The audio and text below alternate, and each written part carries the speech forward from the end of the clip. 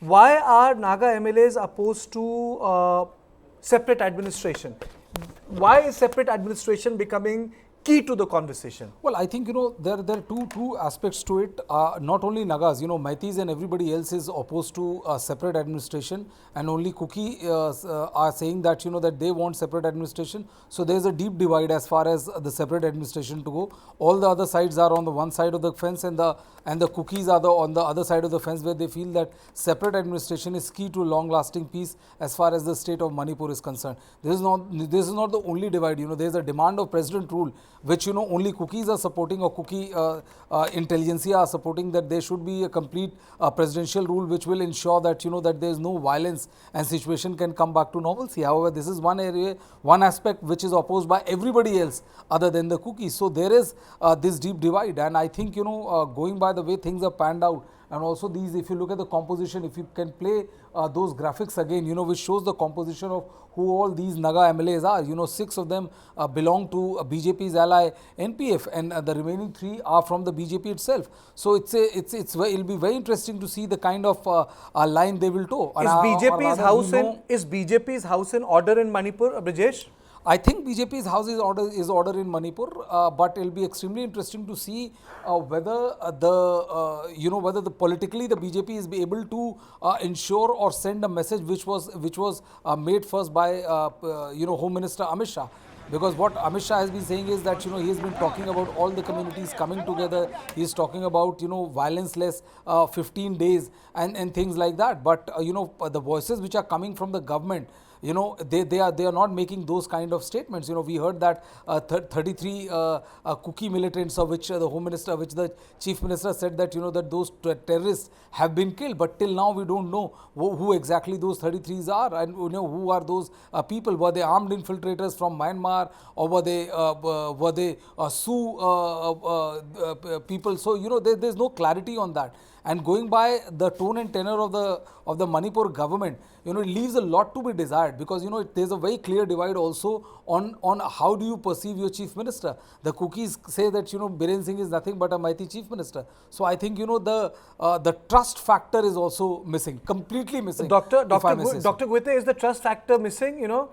Is the chief minister being imagined as a community's chief minister, not as a chief minister? Is it a stereotype, or has this become a pervasive feeling? Dr. Guite. Yes, I completely agree with regarding the lack of trust on the present government. Yes, it's now there is no faith, no trust on the present government at the state, and I think central rules should be instituted till normalcy is restored, to build trust among the community first. If this going on, they said it's not Manipur government, it's a Meitei government, because the state is sponsoring arms and ammunitions to the Meitei group, radical groups, to attack the tribal villages. And the ground reality, I being from the state, I being from the region, the ground reality is gruesome. It's barbaric, the way they attack the tribal people. It's not the tribal people going inside the Imphal Valley and attacking them. It's the Meitei militants who is going and attacking the tribal families, their homes, their property, killings. Yesterday only, there was a killing of a 5-year-old boy who is in a army camp. So if this is not a state-sponsored pogrom, then what else is it? But I think this, as a civil society, Dr. Guite, yes, you are an academician. Yes. Let me be the devil's advocate here, because that's my job as an anchor. Yes, pogrom is a very hard word. It is a very hard word. word. Pogrom was used in 1984. Even then, the government contested when the Sikhs were killed, when the riots broke out after Indira Gandhi's assassination. I can agree with you till here that the riots has happened, violence has happened, but to say pogrom and then to say, Dr. Guite, that this is a state-sponsored violence, how do you substantiate it? Well, you have said something very, very. I want to question why is it till you have made a very strong point on it without substantiating it, madam. No, see, the reports, there is a strong evidences, till date, violence is going on in the state. Amit Shah visited and says that there should be 15 days peace, no attacking, no violence, but still it's going on. Then what else is it? What is the state government doing? I mean, as an academia, I'm questioning it. I'm not biased towards any of the group there. And it's a very normal and natural tendency of an individual. If you belong to a particular community, irrespective of whether I belong to any community. So our affiliation and our integrity or our faith, loyalty comes to first to your community, right? But here I am not speaking without any evidence. And why are we today here after a month discussing this issue? So it clearly reflects on the state government failure in ending the violence and in sponsoring the violence. If a state government really wants to end the violence and armed forces, it's not a difficult task to end within 24 hours. So, Doctor, I mean, it's about common sense, I believe so. no, it is not to say what you feel is incorrect. My objection was to use the word pogrom. I'm forced to use that words. Absolutely, this is the conversation we are having. We are not holding gun to each other's head. I have my objection to the word. You have your right to say and stand by what you feel is correct. And as an anchor of this program, I have right to say that pogrom is a strong word. Riot can qualify, violence can qualify. But when you say pogrom, it means that the state has sponsored it. It is. It is okay. These are your words, Dr. Malem. I would like you to respond to it. Is it correct to say that it's one-sided violence? One thing, I don't know why Mrs. Guite is here is to advocate for peace or to escalate violence through all fabricated propagandas, fakes and lies. I don't know. I mean, I'm sure thinking that we can discuss about peace and etc. So when she talk about tribal, always she is not trying to project the class between the two groups, Meiteis and Kukis. Rather, she is trying to show it as as a tribal versus non-tribal, which is not acceptable to me.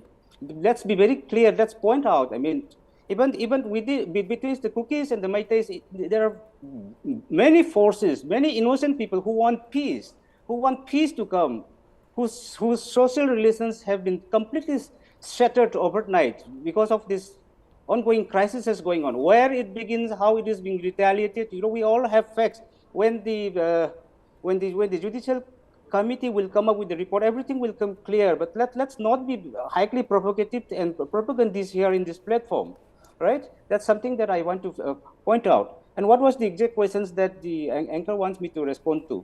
No, you can respond to, you can first of all, Mr. Malem, you can respond to Madam Guite. She has the right to say what she wants.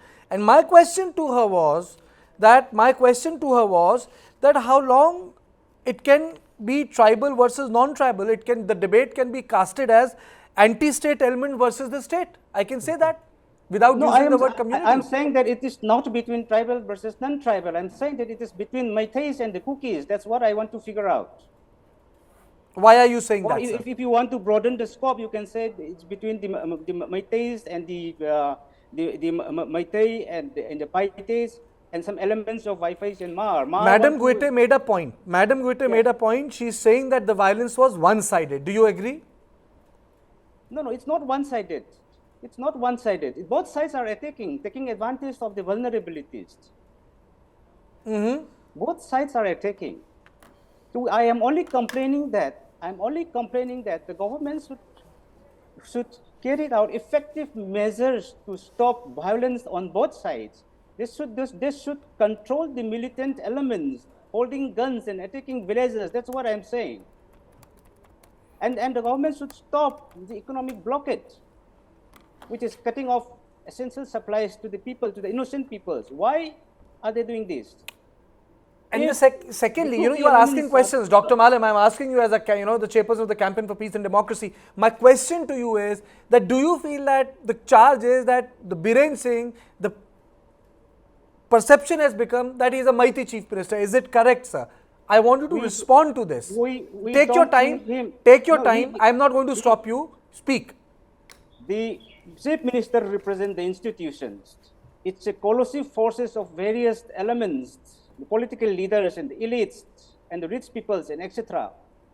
He is from Meitei, but we don't think that he's representing Meitei. He is representing Manipur. And if there is problems with him, then it's the failure of the institutions. It's the weakness of the institutions. We have to figure out what are the weaknesses, what are the difficulties, what are the hurdles, and we have to collectively make attempts to bring changes so that whatever things that we require are addressed amicably. By projecting him as a Meitei elements and blaming the entire institution and identifying it with a particular community is not going to help. This is what we are saying.